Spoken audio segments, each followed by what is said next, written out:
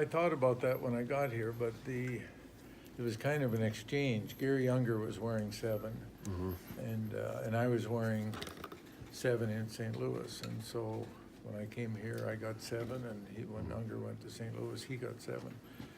But Ted Lindsey was always around in those days, and those weren't the brightest days in Detroit, and yet he was always supportive of the players and the team. We had a lot in common, more than just number 7. Well, I brought him in to talk to our team. Maybe this is the most recent time was 10 or 15 years ago, and you know, he walked in and I think he was shrinking. He was always small on the ice, but not.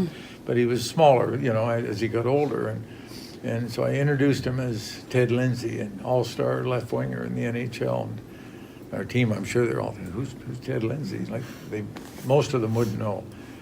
And so then I gave him some of his history and his stats, and I said, by the way, there's a trophy in the NHL now for the best hockey player in the league, and it's named after Ted Lindsey.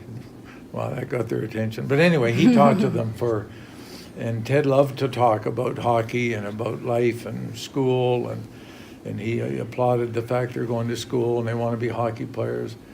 And at the end he said, and remember one thing, always be on time.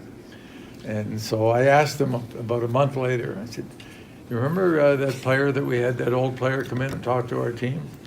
Oh yeah, Ted Lindsey. And they'd all looked him up. They Googled him, you know. And what do you remember about his talk? Always be on time. That's the first thing I remember. So sometimes it's not the first thing you say, it's the last thing you say. Yeah. Great time this morning to get a chance to be up close and meet his family and, you know, pay our respects. You know, the legacy that he leaves behind is amazing.